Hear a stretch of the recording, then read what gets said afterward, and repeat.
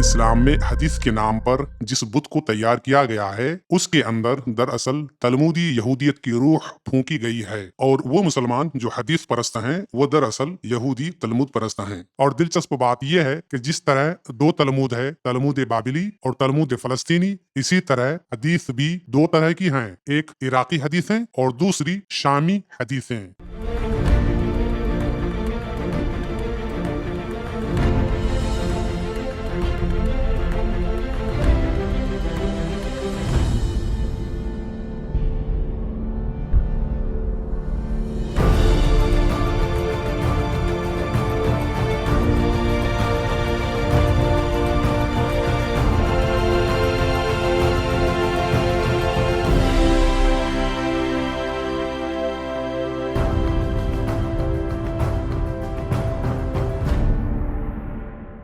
Inside اسلام میں آپ سب کا خیر مقدم سواگتم اور ویلکم ہے۔ ہمارے اس سیریز کا نام ہے سلسلۃ الاحادیث التلمودیہ فی الاسلام، یعنی اسلام میں تلمودی احادیث کا سلسلہ۔ احادیث حدیث کی جمع ہے، یعنی لفظ حدیث سنگولر ہے اور لفظ احادیث پلورل ہے۔ تو اسلام میں تلمودی احادیث کا سلسلہ یعنی اسلام میں تلمودی حدیثوں کا سلسلہ۔ حدیث میں محمد ناصر الدین البانی کے دو مشہور مجموعے ہیں، ایک کا نام ہے سلسلۃ الاحادیث الصحیحہ یعنی صحیح حدیثوں کا سلسلہ، اور دوسرے کا نام ہے سلسلۃ الاحادیث الضعیفہ یعنی ضعیف حدیثوں کا سلسلہ۔ تو ہمارا یہ سیریز اسلام میں تلمودی احادیث کا سلسلہ اسی طرز پر ہے، جس میں ہم بتائیں گے کہ اسلام میں حدیث کے نام پر جس بت کو تیار کیا گیا ہے اس کے اندر دراصل تلمودی یہودیت کی روح پھونکی گئی ہے، اور وہ مسلمان جو حدیث پرست ہیں وہ دراصل یہودی تلمود پرست ہیں۔ تو ہمارے اس سیریز سے یہ واضح ہوگا کہ اسلام میں حدیث اپنے وجود، آغاز و ارتقاء، اسباب و عوامل اور اغراض و مقاصد کے اعتبار سے ہو بہو یہودی تلمود کا عربی اور اسلامی ورژن ہے۔ یہ ایک بہت طویل اور پیچیدہ بحث ہے، لیکن ہم اسے آسان بنا کر پیش کرنے کی کوشش کریں گے۔ لیکن اسلامی حدیث اور یہودی تلمود کے درمیان مشابہت و یکسانیت دکھانے سے پہلے ہمیں حدیث اور تلمود کو سمجھنا ضروری ہے۔ اس لیے آج کے ایپیسوڈ میں ہم صرف حدیث اور تلمود کو تکنیکی اعتبار سے سمجھنے اور سمجھانے کی کوشش کریں گے۔ آگے بڑھنے سے پہلے میں سامعین کے لیے یہ واضح کر دوں کہ میری گفتگو میں جہاں کہیں بھی یہودی اور ان کی مقدس کتابوں کا ذکر ہوگا تو اس سے میرا مقصد یہودیوں یا ان کی کتابوں کی برائی و توہین کرنی ہرگز نہیں ہے، بلکہ اسلام اور اسلامی تعلیمات کو سمجھنے اور سمجھانے کے لیے میں یہودیوں اور ان کی مقدس کتابوں کا مطالعہ پیش کروں گا، کیونکہ میرے نزدیک یہودی مذہب اور ان کی مقدس کتابوں اور اہل یہود کی تاریخ سمجھے اور جانے بنا اسلام، قرآن اور حدیث کو سمجھنا مشکل ہی نہیں، ناممکن ہے۔ اس لیے جب میں تلمودی احادیث کا سلسلہ شروع کروں گا تو اس کا مقصد ہرگز تلمود کی توہین کرنی نہیں ہوگی، بلکہ صرف مسلمانوں پر یہ واضح کرنا ہوگا کہ آپ تلمود کو خرافاتی کتاب سمجھ کر دن رات اس کا مذاق اڑاتے ہو، جبکہ آپ کے پاس حدیثوں کا جو ذخیرہ ہے اس کا اکثر حصہ اس قدر خرافاتی ہے کہ خود تلمود اس پر شرمندہ ہے۔ ٹھیک، تو ہم سب سے پہلے حدیث کا تعارف پیش کرتے ہیں، پھر تلمود پر روشنی ڈالیں گے۔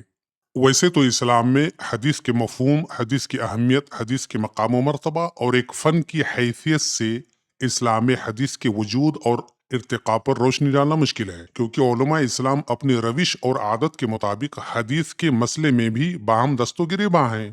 چنانچہ آپ دیکھیں گے کہ علماء اسلام نے حدیث کی تعریف و مفہوم، اسلام میں حدیث کی اہمیت و مرتبہ، اسلام میں حدیث کی آئینی و قانونی حیثیت، اسلام میں حدیث کی روایت اور کتابت کا آغاز وغیرہ جیسے ہر مسئلے پر اختلاف کیا ہے، جس کی وجہ سے حدیث اور علم حدیث کے متعلق کسی متفقہ نتیجے پر پہنچنا تقریباً ناممکن ہے۔ لیکن میں یہاں آسان انداز اور الفاظ میں حدیث کی بنیادی معلومات پیش کروں گا تاکہ عام سامعین کے لیے حدیث کو سمجھنا آسان ہو جائے۔ باقی حدیث کے بارے میں دیگر تفصیلات بعد میں پیش کرنے کی کوشش کی جائے گی۔ حدیث کی تکنیکی معلومات۔ حدیث کا لغوی معنی یعنی عربی لغت کی کتابوں میں حدیث کا معنی عربی لغت میں حدیث کا معنی ہے خبر، بات چیت، کلام، گفتگو، جدید، نیا، نئی چیز، اور اس کی جمع احادیث ہے۔ حوالے کے لیے آپ ان کتابوں کو دیکھ سکتے ہیں: امام کفوی، کلیات، ملا علی قاری، شرح نخبۃ الفکر، ڈاکٹر محمود طحان، ترجمہ و شرح مولانا آصف نسیم، شرح اردو تیسیر مصطلح الحدیث، صفحہ نمبر 31۔ تو یہ عربی لغت کی کتابوں میں حدیث کا معنی ہے، یعنی یہ حدیث کا لغوی معنی ہے۔ حدیث کی اصطلاحی تعریف، یعنی حدیث کا اصطلاحی مفہوم اور معنی کیا ہے۔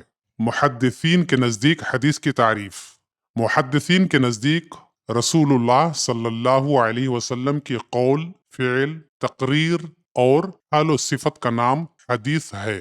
حوالے کے لیے آپ ان کتابوں کو دیکھ سکتے ہیں: اصول الحدیث خطیب کی ہے، توجیہ النظر طاہر، المنہج الحدیث طحان، الوسیط ابو شہبہ، اردو تیسیر مصطلح الحدیث ڈاکٹر محمود طحان، ترجمہ و شرح مولانا آصف نسیم، اور تیسیر علوم الحدیث للمبتدئین سلیم عمر عبد المنعم وغیرہ۔ تو یہ محدثین کے نزدیک حدیث کی تعریف ہے۔ علماء اصول کے نزدیک حدیث کی تعریف: علماء اصول یعنی جو علماء شریعت ہے، اسلامی شریعت کے جو علماء اور فقہا ہے، ان کے نزدیک حدیث کی تعریف کیا ہے؟ تو علماء اصول کے نزدیک حدیث کی تعریف: رسول اللہ صلی اللہ علیہ وسلم کے قول، فعل اور تقریر کا نام حدیث ہے۔ حوالے کے لیے ان کتابوں کو دیکھ سکتے ہیں: توجیہ النظر طاہر اور الحدیث حجت بنفسہ البانی۔ اور کچھ علماء اصول کے نزدیک حدیث رسول اللہ صلی اللہ علیہ وسلم کے صرف قول کا نام ہے، فعل اور تقریر اس میں داخل نہیں ہے۔ اس کے لیے آپ البانی کی کتاب الحدیث حجت بنفسہ اسے دیکھ سکتے ہیں۔ ویسے عام طور پر حدیث کا اصطلاحی مفہوم جو عام طور پر سب کے ہاں مقبول اور سب کے ہاں مشہور ہے، وہ یہ محدثین کے نزدیک حدیث کا جو مفہوم ہے یہی مفہوم ہے، یعنی رسول اللہ کے قول، فعل، تقریر اور حال و صفت کا نام حدیث ہے۔ تو عام طور پر حدیث کا یہی مفہوم مراد لیا جاتا ہے۔ اب اس تعریف کی ہم یہاں تھوڑی سی وضاحت کریں گے۔ تو جیسا کہ آپ دیکھ سکتے ہیں، محدثین کے نزدیک رسول اللہ کی قول کا نام حدیث ہے، رسول اللہ کے فعل کا نام حدیث ہے، رسول اللہ کی تقریر کا نام حدیث ہے، اور رسول اللہ کی حال و صفت کا نام حدیث ہے۔ تو رسول اللہ کی قول، اس کا کیا مطلب ہے؟ رسول اللہ کا قول یعنی قولی حدیث، اور قول کا مطلب ہوتا ہے بات، یعنی رسول اللہ نے کہا، فرمایا، یہ حدیث، یعنی رسول اللہ کی بات والی حدیث۔ رسول اللہ کی قولی حدیث کی مثال: عن ابن عمر ان رسول اللہ صلی اللہ علیہ وسلم قال امرت ان اقاتل الناس حتى يشهدوا ان لا اله الا الله وان محمدا رسول الله ويقيموا الصلاه ويؤتوا الزكاه فاذا فعلوا ذلك عصموا مني دماءهم واموالهم الا بحق الاسلام وحسابهم على الله۔ یہ حدیث صحیح بخاری کتاب الایمان میں ہے اور اس کا باب ہے فَإِن تَابُوا وَأَقَامُوا الصَّلَاةَ، حدیث نمبر 25 ہے، اور صحیح مسلم میں بھی ہے، صحیح مسلم کے کتاب الایمان باب ہے الامر بقتال الناس حتی یقولوا، اور حدیث نمبر ہے 125۔ اس کا ترجمہ ہے: عبداللہ ابن عمر سے روایت ہے کہ رسول اللہ صلی اللہ علیہ وسلم نے فرمایا۔ یہاں دھیان دیجئے، روایت میں کیا ہے کہ رسول اللہ صلی اللہ علیہ وسلم نے فرمایا، یعنی کہا، قال رسول اللہ یعنی رسول اللہ نے فرمایا، تو اس لیے یہ قولی حدیث ہے، یعنی رسول اللہ کا فرمان والی حدیث، رسول اللہ کی بات والی حدیث۔ تو اس میں رسول اللہ کے فرمانے کا ذکر ہے، رسول اللہ کی بات کا ذکر ہے، اس لیے اسے قولی حدیث کہتے ہیں۔ تو حدیث ہے کہ رسول اللہ صلی اللہ علیہ وسلم نے فرمایا، مجھے حکم دیا گیا ہے کہ لوگوں سے جنگ کروں اس وقت تک کہ وہ اس بات کا اقرار کر لیں کہ اللہ کے سوا کوئی معبود نہیں ہے، اور یہ کہ محمد صلی اللہ علیہ وسلم اللہ کے رسول ہیں، اور نماز ادا کرنے لگے اور زکوٰۃ دیں۔ جس وقت وہ یہ کرنے لگیں گے تو مجھ سے اپنی جان و مال کو محفوظ کر لیں گے سوائے اسلام کے حق کے، رہا ان کے دل کا حال تو اس کا حساب اللہ کے ذمے ہے۔ تو اس حدیث کے شروع میں ہے کہ رسول اللہ صلی اللہ علیہ وسلم نے فرمایا، یعنی رسول اللہ نے کہا، اس لیے یہ قولی حدیث ہے، یعنی رسول اللہ کا قول یعنی فرمان۔ تعریف میں ہے کہ رسول اللہ کے فعل کو بھی حدیث کہتے ہیں۔ تو رسول اللہ کا فعل، اس سے کیا مطلب ہے؟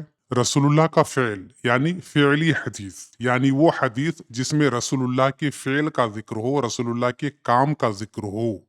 مثال: عن ابی حذیفہ قال अतन नबी सल्लल्लाहु अलैहि वसल्लम सुबातता कौमिन फवाला काइमन सुम्मा दआ बिमाइन फजीतुहु बिमाइन फतवद्दा। ये हदीस सही बुखारी में है, किताबुल वुदू बाबुल बौली काइमन व कायदन, यानी ये सही बुखारी है, वुदू का चैप्टर है और इसका बाब है खड़े होकर और बैठकर पेशाब करने का बाब। हदीस का नंबर है 224। इसका तर्जमा है, हुदैफा रदियल्लाहु अन्हु से रिवायत है, उन्होंने कहा कि नबी सल्लल्लाहु अलैहि वसल्लम एक कौम के कूड़े के ढेर के पास आए। अब यहाँ पे अल्फाज पर ध्यान दीजिए। उन्होंने कहा कि नबी करीम सल्लल्लाहु अलैहि वसल्लम एक कौम के कूड़े के ढेर के पास आए। बस आप सल्लल्लाहु अलैहि वसल्लम ने वहां खड़े होकर पेशाब किया, फिर पानी मंगाया, मैं आपके पास पानी लेकर आया तो आपने वजू किया। तो जैसा कि आप देख सकते हैं कि इस हदीस में रसूलुल्लाह के फेल और अमल का जिक्र है, यानी रसूलुल्लाह ने खड़े होकर पेशाब किया, ये एक फेल है, अमल है, इसलिए ये फेली हदीस है, यानी अमली हदीस है। मुहद्दिसीन के नजदीक हदीस की जो इस्तिलाही तारीफ है उसके मुताबिक रसूलुल्लाह की तकरीर को भी हदीस कहते हैं। तो रसूलुल्लाह की तकरीर का क्या मतलब है? रसूलुल्लाह की तकरीर यानी इकरार करना, तकरीर इकरार करना या इकरार नामा। तकरीरी हदीस यानी खामोश तायीद। इसका मतलब यह है कि रसूलुल्लाह की मौजूदगी में कुछ कहा, सुना या कुछ किया गया और रसूलुल्लाह उस पर खामोश रहे, तो ये भी हदीस है। यानी रसूलुल्लाह की खामोशी उनका इकरार करना है कि जो कुछ कहा, सुना या किया गया वो दुरुस्त है, वरना रसूलुल्लाह उस पर इनकार करते और अपनी नाराजगी जाहिर करते। ठीक, तकरीरी हदीस यानी वो हदीस जिसे रसूलुल्लाह ने इकरार की। इसकी मिसाल, सन 6 हिजरी में 14 या 1500 सहाबा के साथ रसूलुल्लाह सल्लल्लाहु अलैहि वसल्लम उम्रा अदा करने के मकसद से मदीने से मक्का के लिए रवाना हुए और मक्का के करीब पहुंचे तो अहले मक्का को मुसलमानों की आमद की इत्तला हुई। अहले मक्का ने हस्बे साबिक यही समझा कि मुसलमान जंग करने के लिए मक्का आ रहे हैं और इसलिए उन्होंने मुसलमानों को मक्का में दाखिल होने से रोकने के लिए तैयारियां शुरू कर दी। दूसरी तरफ रसूलुल्लाह को मालूम हो गया कि अहले मक्का उन्हें और मुसलमानों को मक्का में दाखिल होने नहीं देंगे। चुनांचे रसूलुल्लाह ने अपने कारवां के साथ मक्का से करीब हुदैबिया के मकाम पर पड़ाव डाला और अहले मक्का से सिफारती मुहिम शुरू की कि हम इस साल उम्रा करने आए हैं और हमारा जंग का कोई इरादा नहीं है।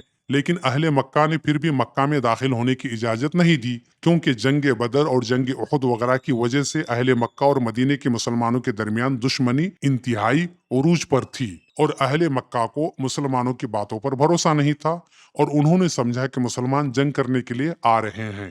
ऐसे में मुतादिद सिफारती कोशिशें हुई और आखिर में अहले मक्का की तरफ से उर्वा बिन मसूद सक़फी सफीर बनकर रसूलुल्लाह के पास आया और रसूलुल्लाह और उर्वा बिन मसूद के दरमियान बातचीत शुरू हुई और रसूलुल्लाह ने उर्वा से कहा कि हम जंग करने नहीं बल्कि उम्रा करने के लिए आए हैं और हम चाहते हैं कि एक मुद्दत तक के लिए दोनों फरीक के दरमियान सुलह हो जाए, लेकिन अगर अहले मक्का अपनी जिद पर अड़े रहे तो खुदा की कसम मैं अपने दीन की खातिर आखिरी दम तक लड़ता रहूंगा।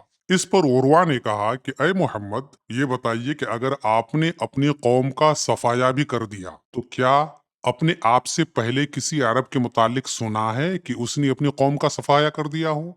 और अगर दूसरी सूरत हाल पेश आई तो खुदा की कसम मैं ऐसे चेहरे और ऐसे ओबाश लोगों को देख रहा हूँ जो इसी लायक हैं कि आपको छोड़कर भाग जाएं। यानी उर्वा बिन मसूद ने पैगम्बर इस्लाम मोहम्मद से कहा कि भला आप बताइए कि अगर आपने अपनी कौम का सफाया कर दिया, यानी आपने कुरैश का सफाया कर दिया, तो अहले अरब आपके बारे में क्या कहेंगे? किसी अरब लीडर के बारे में आज तक आपने सुना है कि उसने अपनी ही कौम का सफाया कर दिया हो? और दूसरी बात उर्वा ने ये कही कि और अगर हम गालिब आ गए, यानी अहले मक्का अगर हम गालिब आ गए और आप अगर हार गए, तो खुदा की कसम मैं आपके साथ ऐसे चेहरे और ऐसे ओबाश लोगों को देख रहा हूँ, जब आप हारने लगेंगे तो ये लोग आपको छोड़ करके भाग जाएंगे। इस पर हजरत अबू बकर ने गुस्से में आकर कहा, जा लात की शर्मगाह को चूस, हम हुजूर को छोड़कर भाग जाएंगे? उर्वा ने कहा, ये कौन है?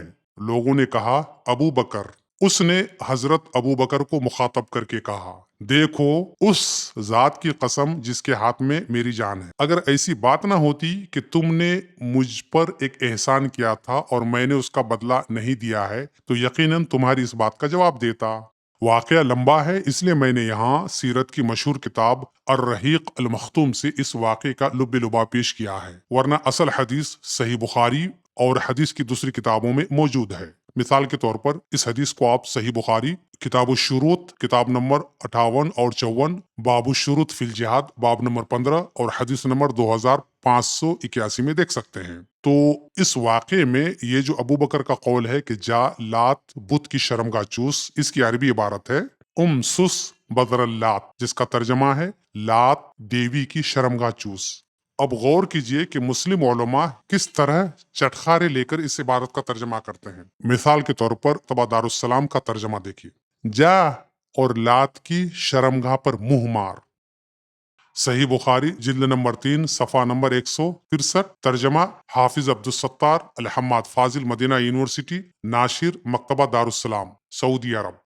مولانا محمد داؤد راز کا ترجمہ، ابے جا لات بوت کی شرمگاہ چوس لے۔ صحیح بخاری جلد نمبر 4 صفحہ نمبر 204، ترجمہ مولانا محمد داؤد راز، ناشر یعنی پبلشر مرکزی جمعیت اہل حدیث ہند۔ اس واقعے کو پیش کرنے کا مقصد صرف یہ سمجھانا ہے کہ اس حدیث میں ابو بکر کا یہ کہنا کہ ابے جا لات بت کی شرمگاہ چوس لے، یہ انہوں نے بھرے مجمع میں اور رسول اللہ کی موجودگی میں کہا، لیکن رسول اللہ نے اس پر کوئی بھی رد عمل ظاہر نہیں کیا اور نہ ابو بکر کو ٹوکا، جس کا واضح مطلب یہ ہوا کہ رسول اللہ نے اس پر اقرار کیا اور خاموش تائید کی، اس لیے یہ تقریری حدیث ہے۔ اگر ابو بکر کی یہ بات غلط ہوتی تو رسول اللہ وہیں پر ٹوکتے تھے کہ ابو بکر اس طرح مت بولا کرو، گالی مت دیا کرو، لیکن رسول اللہ خاموش رہے اور رسول اللہ کی طرف سے کوئی بھی انکار نہیں ہوا، جس کا مطلب یہ ہو کہ رسول اللہ نے خاموش رہ کر کے حضرت ابو بکر کی اس بات کی یا حضرت ابو بکر کی اس گالی کی تائید کی، اس لیے کہتے ہیں کہ یہ تقریری حدیث ہے، یعنی اقرار والی حدیث۔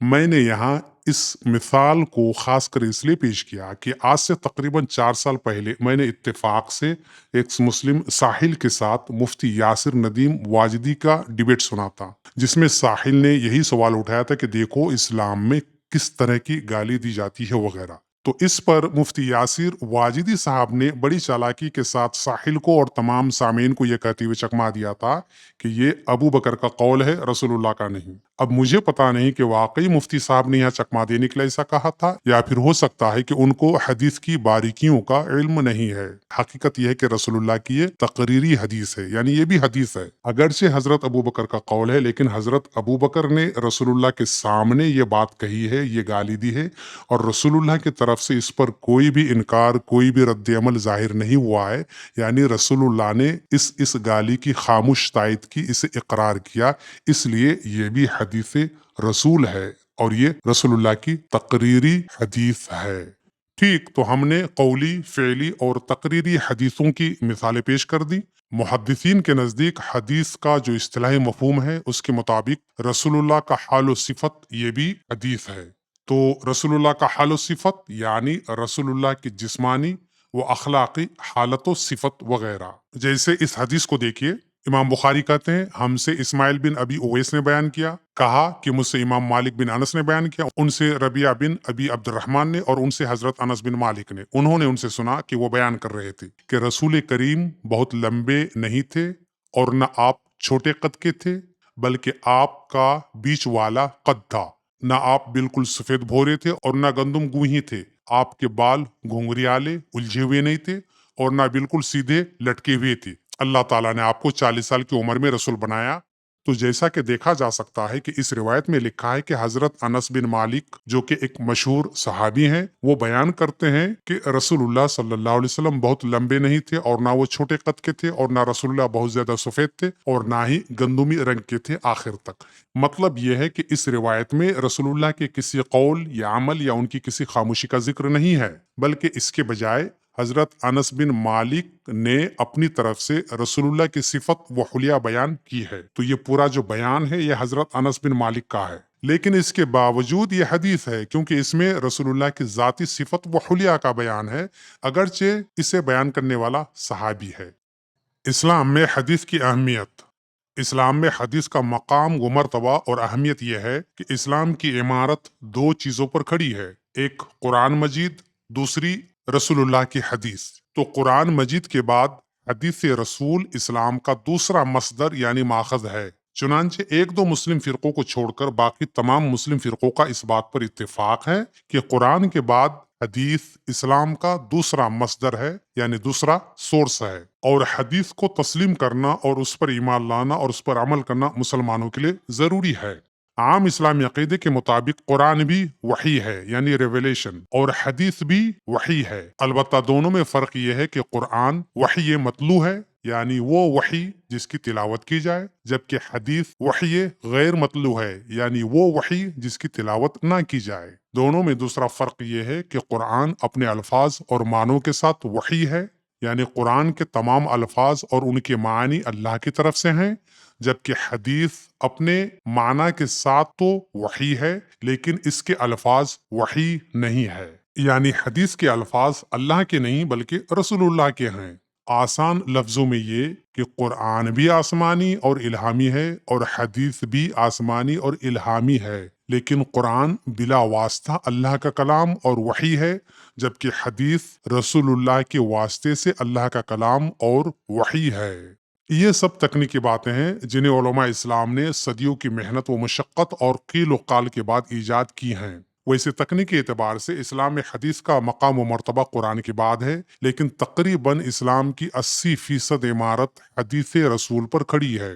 مسلمانوں کے عقیدے کے مطابق قرآن مجید کو رسول اللہ کی زندگی ہی میں الگ الگ کھجور کی شاخوں، ہڈیوں وغیرہ پر لکھ لیا گیا تھا، جبکہ حدیث کو رسول اللہ کی وفات کے بعد تقریباً 140-50 سال کے بعد سے 350 سال کے دوران لکھی گئی ہے، یعنی دوسری صدی ہجری کے نصف ثانی سے لے کر چوتھی صدی ہجری تک حدیث لکھی گئی ہے۔ حدیث کی 6 مشہور کتابیں۔ نمبر 1، صحیح بخاری، مؤلف یعنی آتھر محمد بن اسماعیل بخاری، تاریخ پیدائش 194 ہجری، وفات 256 ہجری، اور عیسوی کیلنڈر کے مطابق پیدائش 810، وفات 870۔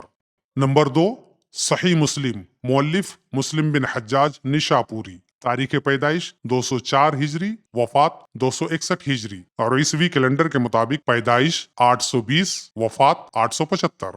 نمبر 3، سنن ابی داؤد، مؤلف ابو داؤد سجستانی، پیدائش 202، وفات 275 ہجری، عیسوی کیلنڈر کے مطابق پیدائش 817، وفات 889۔ نمبر 4، جامع الترمذی، مؤلف ابو عیسیٰ محمد ترمذی، پیدائش 209، وفات 279 ہجری، یعنی عیسوی کیلنڈر کے مطابق پیدائش 824، وفات 892۔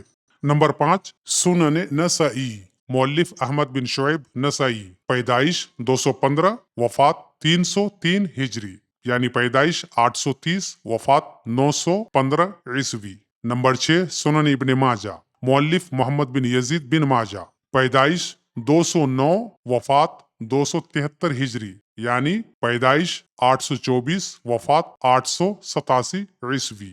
تو یہ حدیث کے بارے میں تکنیکی معلومات تھی۔ اب ہم یہاں سے تلمود کے بارے میں جاننے کی کوشش کرتے ہیں۔ تلمود کا تعارف۔ تلمود یہودی مذہب کا ایک مرکزی متن ہے جو یہودی قانون، اخلاقیات، رسوم و رواج اور تاریخ کے مباحث اور تشریحات پر مشتمل ہے۔ اسے یہودی مذہب میں سب سے اہم مذہبی متن میں سے ایک سمجھا جاتا ہے۔ یہودی قوم اور مذہب کو ہر زمانے اور ہر جگہ زندہ و سرگرم رکھنے میں تورات کے بعد تلمود کا سب سے بڑا ہاتھ ہے۔ تلمود نے یہودی قوم کو ان کے آزمائشوں، پریشانیوں، فتنوں اور تباہیوں و بربادیوں سے نجات دلانے، انہیں تسلی و راحت مہیا کرانے اور انہیں صبر و تحمل کے پیکر میں ڈھال کر ہر مشکل سے مشکل حالات میں چٹان کی طرح کھڑا رہنے میں سب سے بڑا کردار ادا کیا ہے۔ ایک ایسا دور بھی آیا جب بعض غیر یہودی طاقتوں نے تلمود کو ختم کرنے کی متعدد کوششیں کیں۔ چنانچہ 17 جون 1242 عیسوی کو پیرس میں تلمود کو جلایا گیا۔ 9 ستمبر 1533 عیسوی میں ربیوں کے بہت سے متون روم میں جلائے گئے۔ 1757 عیسوی میں تلمود کی بہت سی جلدیں پولینڈ میں جلائی گئیں۔ لیکن جب سے مختلف زبانوں میں تلمود کے ترجمے ہوئے تب سے یہودیوں کے بارے میں بہت ساری غلط فہمیاں دور ہونی شروع ہو گئی ہیں۔ موجودہ اسرائیل کی ریاست سمیت دنیا بھر میں پھر سے تلمود مقبولیت حاصل کر رہی ہے۔ तलमूद यहूदी मदरसों के निसाब तालीम का मरकजी मजमून है। यहूदी कौम ज़राअत यानी खेती बाड़ी, त्योहारों व खुशियों, शादी ब्याह के कवानीन, रिफा आम्मा, खैरात और समाजी व शहरी इंसाफ से मुताल्लिक बराह रास्त तलमूद से रहनुमाई व हिदायत हासिल कर रही है। आगे बढ़ने से पहले आप लोग एक बात नोट कर लें कि अरबी में तलमूद को तलमूद कहा जाता है। अलबत्ता उर्दू में कुछ लोग तलमूद को तालमूद भी कहते और लिखते हैं, लेकिन मैं तलमूद ही इस्तेमाल करूंगा। तो यहूदी कौम के नजदीक तलमूद की ये अहमियत है। अब हम आगे तलमूद को समझने और समझाने की कोशिश करेंगे। तलमूद को समझने से पहले मिशना को समझना जरूरी है।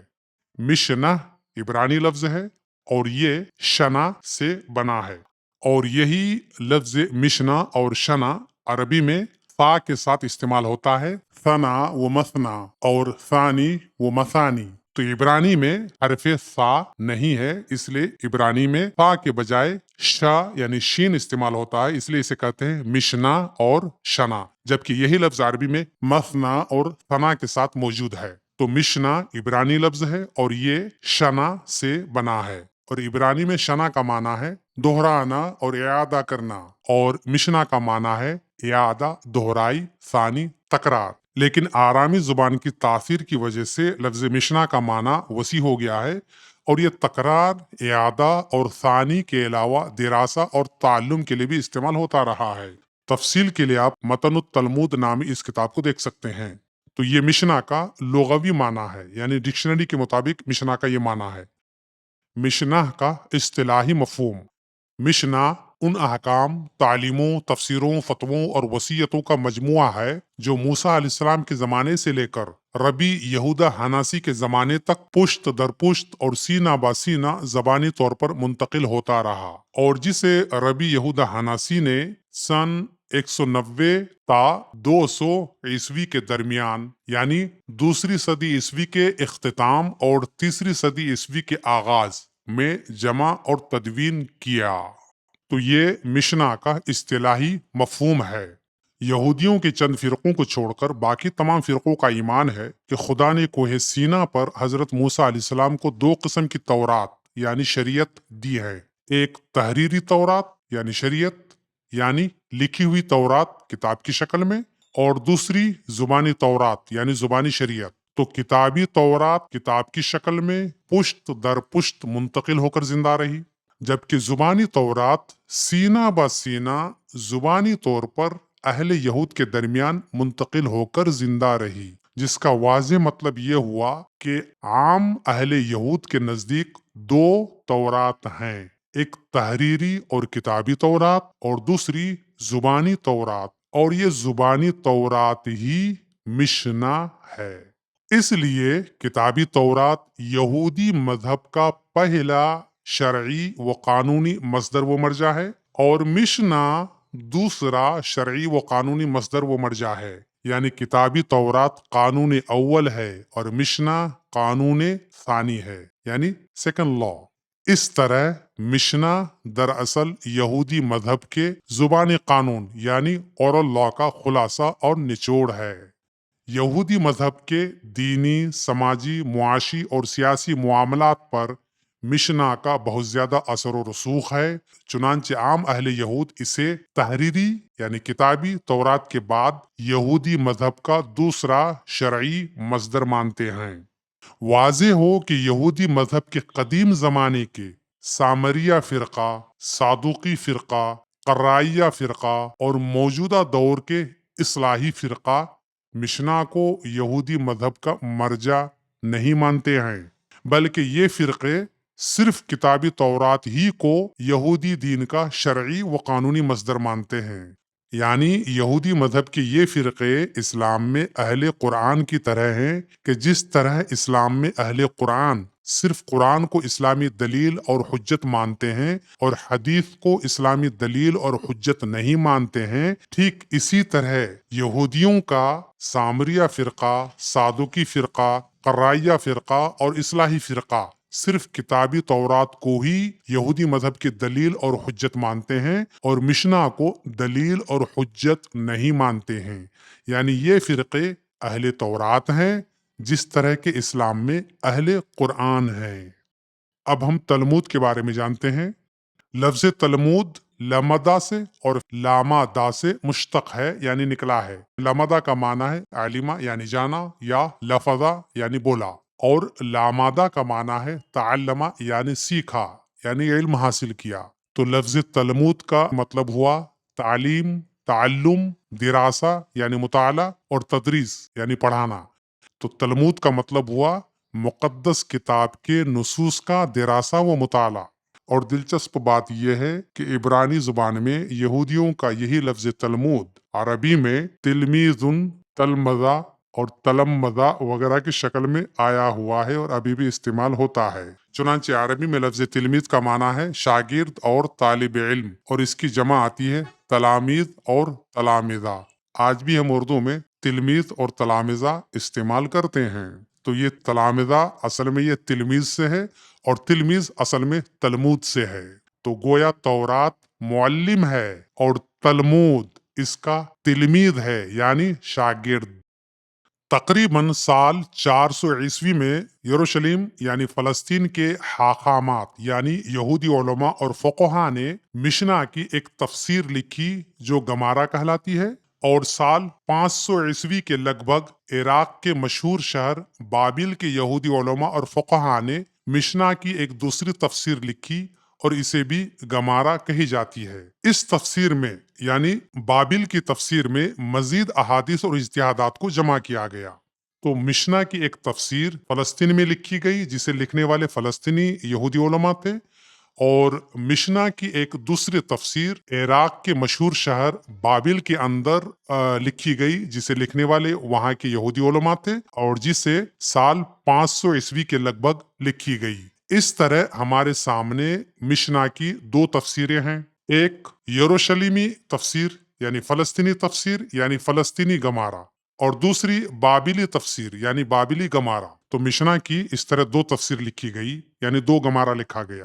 یہ اردو میں یہاں گمارا استعمال کر رہا ہوں، عربی میں اسے جمارا کہتے ہیں جیم کے ساتھ، جمارا یعنی فلسطینی جمارا اور بابلی جمارا۔ تو اس طرح ہمارے سامنے مشنا کی دو تفسیریں ہیں، ایک یروشلیمی تفسیر یعنی فلسطینی تفسیر یعنی یروشلیمی گمارا فلسطینی گمارا، دوسری بابلی تفسیر یعنی بابلی گمارا۔ پھر مشنا اور گمارا کے مجموعے کو تلمود کہا جاتا ہے۔ اب چونکہ مشنا کی دو تفسیریں ہیں، فلسطینی تفسیر یعنی فلسطینی گمارا اور بابلی تفسیر یعنی بابلی گمارا، اس لیے مشنا اور فلسطینی گمارا دونوں کو ملا کر فلسطینی تلمود کہا جاتا ہے، اور مشنا اور بابلی گمارا دونوں کو ملا کر بابلی تلمود کہا جاتا ہے۔ تو اس طرح تلمود کے دو حصے ہیں، پہلا حصہ ہے مشنا، یہ متن ہے، اور دوسرا حصہ ہے گمارا یا جمارا، یہ مشنا کی شرح ہے، اور دونوں کے مجموعے کو ملا کر تلمود کہا جاتا ہے۔ جو یہودی تلمود کو شرعی دلیل اور حجت مانتے ہیں انہیں ربانی یہودی کہا جاتا ہے یعنی ربانک جوئس۔ جیسا کہ اس سے پہلے گزرا کہ یہودی مذہب کے قدیم زمانے کے سامریہ فرقہ، صادوقی فرقہ، قرائیہ فرقہ اور موجودہ دور کے اصلاحی فرقہ مشنا اور اس کی تفسیر گمارا کو یعنی تلمود کو یہودی مذہب کا مرجع یعنی سورس نہیں مانتے ہیں، بلکہ یہ فرقے صرف کتابی تورات ہی کو یہودی دین کا شرعی و قانونی مصدر اور سورس مانتے ہیں۔ اسی طرح مسلمانوں میں اہل قرآن اور خوارج وغیرہ صرف قرآن کو اسلام کا مصدر اور مرجع مانتے ہیں، اور حدیث رسول کو اسلام کا شرعی مصدر و مرجع نہیں مانتے ہیں۔ اسلام میں حدیث اور یہودی دین میں تلمود کو لے کر کے آج ہمارا یہ پہلا لیکچر تھا، اور ہمارا یہ سلسلہ چلتا رہے گا، اور آج ہم یہ بتا کر اپنی بات ختم کرتے ہیں کہ مسلمان دن رات کھلم کھلا یہودیوں کا مذاق اڑاتے ہیں، انہیں طرح طرح کی دھمکیاں دیتے ہیں، انہیں ڈراتے دھمکاتے ہیں، اور ان پر طرح طرح کے سنگین الزامات لگاتے ہیں، انہیں دنیا کے سامنے سب سے زیادہ گھٹیا، ذلیل، بدترین اور ظالم قوم کے طور پر پیش کرتے ہیں۔ کہتے ہیں کہ یہودی اتنے بدماش قوم ہے کہ انہوں نے اپنی آسمانی کتاب تورات کو بدل دی ہے، اور انہوں نے اللہ کی سچی کتاب اور ہدایت کو چھوڑ کر تلمود جیسی خرافاتی کتاب پر عمل کرنا شروع کر دیا ہے۔ گویا کہ جس طرح یہودی قوم मुसलमानों के नजदीक नापसंदीदा और मकरू और बदमाश और फसादी कौम है, उसी तरह तलमूद भी इंतहाई मकरू, फितना परवर और फसादी किताब है। इसलिए आगे के एपिसोड में मुसलमानों पर यह वाज़ेह करने की कोशिश की जाएगी कि इस्लाम में हदीस का ज्यादातर हिस्सा तलमूद के अफकार व तालीमात और तलमूद के अंदाज़ो उसलूब पर मबनी है। बस फर्क सिर्फ ये है कि तलमूद को इब्रानी में लिखा गया है जबकि हदीस को अरबी में लिखी गई है। और दिलचस्प बात यह है कि जिस तरह दो तलमूद है, तलमूद बाबिली और तलमूद फलस्तीनी, इसी तरह हदीस भी दो तरह की हैं, एक इराकी हदीसें और दूसरी शामी हदीसें। ये बहुत दिलचस्प मौजू है, हम आगे इस पर खुल करके गुफ्तगू करेंगे। हासिल कलाम और लुब्बे लुबाब ये कि जिस तरह यहूदी मजहब में तौरात है उसी तरह इस्लाम में कुरान है, और जिस तरह यहूदी मजहब में तलमूद है उसी तरह इस्लाम में हदीस है। अगर आपको हमारी मालूमात, मज़ामीन और अंदाज़ गुफ्तगू वगैरह पसंद आए तो चैनल को सब्सक्राइब और वीडियो को लाइक करें। शुक्रिया।